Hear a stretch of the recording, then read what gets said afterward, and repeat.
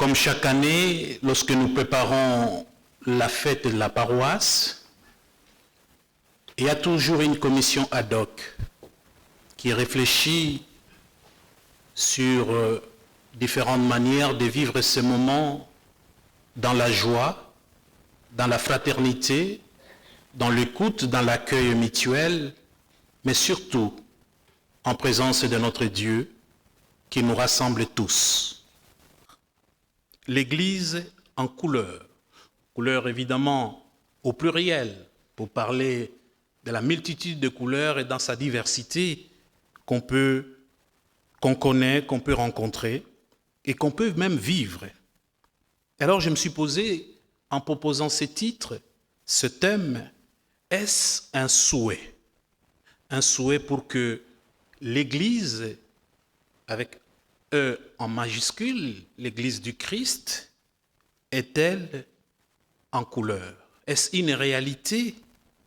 Et si c'est une réalité, en quoi est-elle véritablement en couleur? Et si elle ne l'est pas, comment pourrait-elle faire pour le devenir? Après ces deux questions, j'ai regardé un peu l'univers, la nature, je me suis dit, mais tiens, ça tombe à pic, parce que nous sommes dans la saison d'automne. On peut regarder autour de nous. L'automne, c'est cette saison magnifique, marquée par une palette de couleurs à la fois chaleureuses, vibrantes. Il suffit de regarder les feuilles des arbres qui séparent des tons riches et variés qui vont de jaune doré à l'orange brûlant, en passant par le rouge profond et le marron. Une très très grande diversité de couleurs. Mais aussi l'automne, c'est également une période où la lumière change, rendant les couleurs encore beaucoup plus intenses et chaleureuses. C'est une saison qui invite en effet à la contemplation et aux promenades en pleine nature où l'on peut admirer ces magnifiques transformations. Peut-être certains parmi nous ont déjà fait cette expérience depuis le début de l'automne, aller se perdre un peu dans la nature et aller se ressourcer, voir un peu le merveille de la beauté de la nature, cette main artistique de celui qui en est l'auteur, notre Dieu. En effet, les couleurs ont une signification profonde et variée pour l'humanité, à la fois sur le plan psychologique et culturel, religieux et symbolique.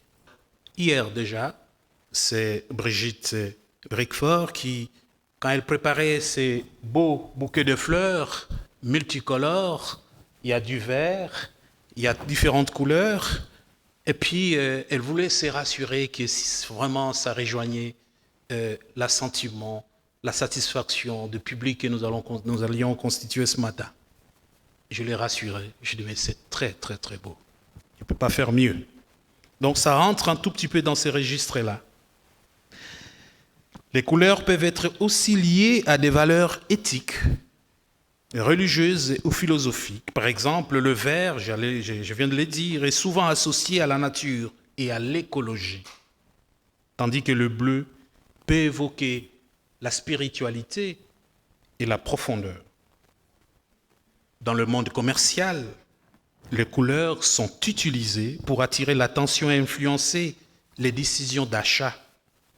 Chaque couleur peut évoquer des sentiments qui peuvent inciter le consommateur à agir de telle manière que plutôt de telle autre.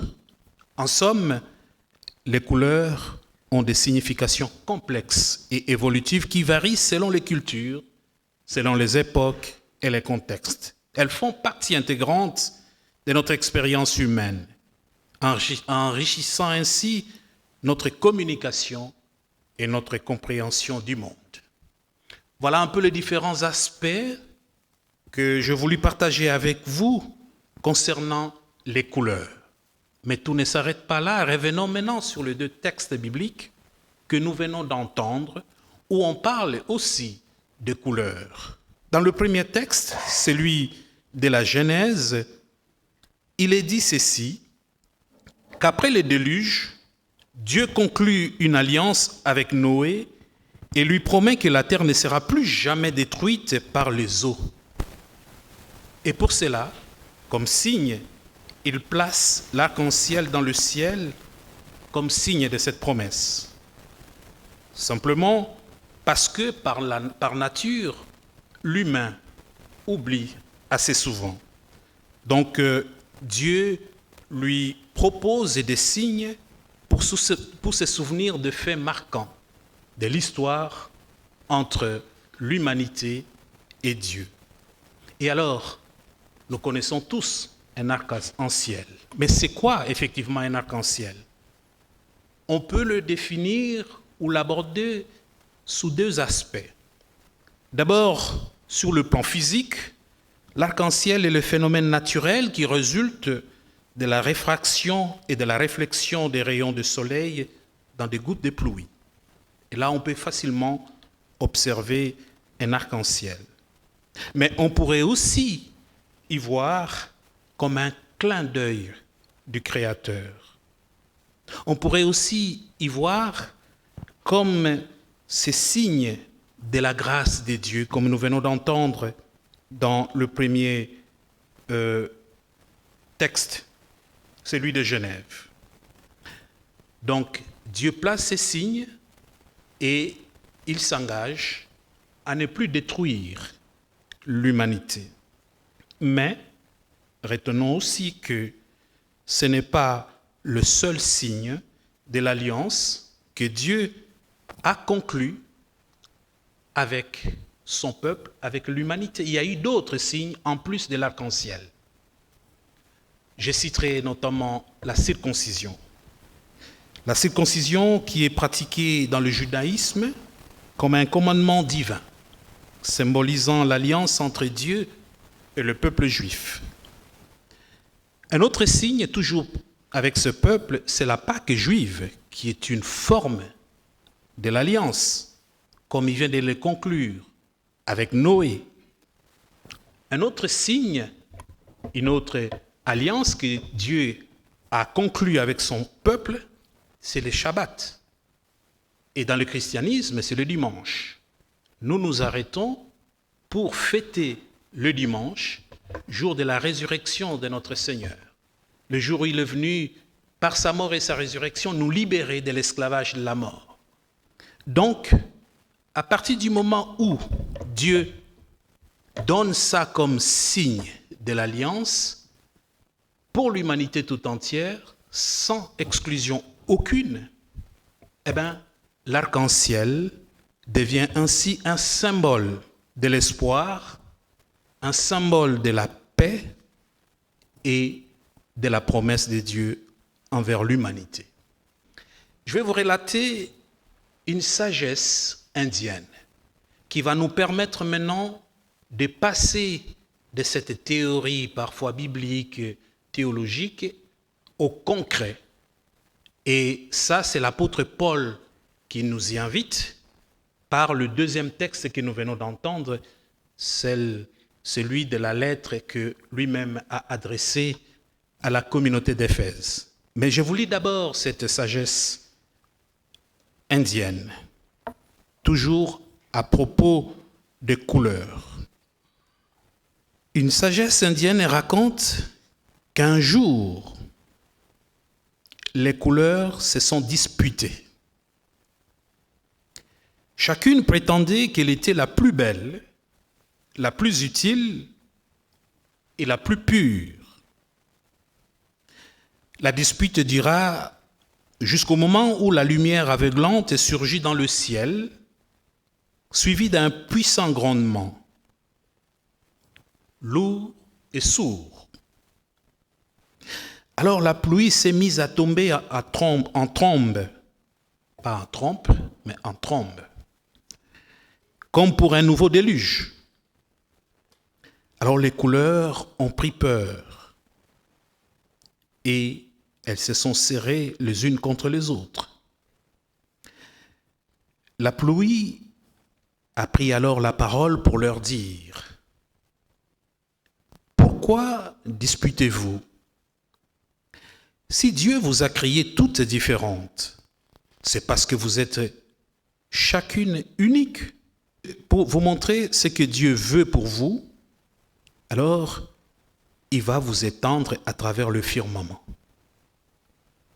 Alors depuis ces jours-là, chaque fois que Dieu envoie la pluie pour laver le ciel et abreuver la terre, il dispose son arc dans la nuée. Et il rappelle que chaque être humain est créé dans sa différence et aimé dans sa singularité et appelé à vivre aux côtés de ses proches. Et là maintenant, on va voir l'articulation entre le premier texte et le deuxième texte pour essayer de comprendre un peu ou essayer à nous donner une signification à la fois communautaire et spirituelle du thème qui nous est proposé aujourd'hui, l'Église en couleur. On voit très bien que cette alliance s'adresse à Noé et à sa descendance, c'est-à-dire à toute l'humanité issue du déluge. Cet engagement, qui est un engagement de Dieu, nous rappelle que notre Dieu est un Dieu de promesses, un Dieu qui veille sur la création. Et dans un monde souvent le nôtre aujourd'hui, marqué par la discorde et la destruction, cette promesse est un appel à l'espérance. Maintenant, pour que cette alliance se concrétise, nous avons aussi notre part de responsabilité.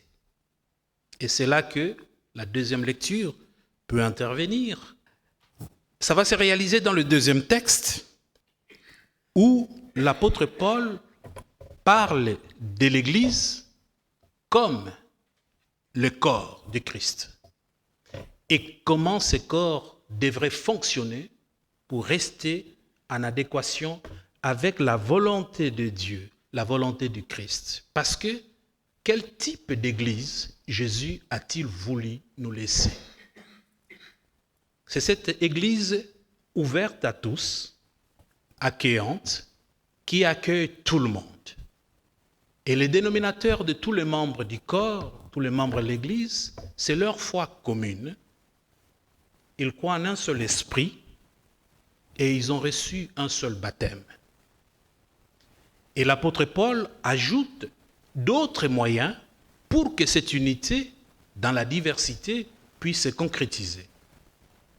C'est la douceur, c'est la patience, c'est le respect, et ainsi de suite. Et si nous voulons que notre Église, notre paroisse, elle soit une Église, une communauté en couleur, nous avons des éléments pour le faire. Ces passages nous encouragent donc à poursuivre une vie qui reflète cet appel. Alors ma prière est que Jésus, le Christ, lui qui est lumière du monde, qui vient éclairer tout homme en ce monde, nous passe son pinceau pour colorer le monde avec des encres d'amour, de paix, de fraternité, de joie, d'espérance. Ainsi, notre fête d'aujourd'hui et celle de tous les prochains dimanches seront plus colorées, plus chaleureuses et plus belles. Bonne fête à tous, à toutes, dans le nom du Seigneur. Amen.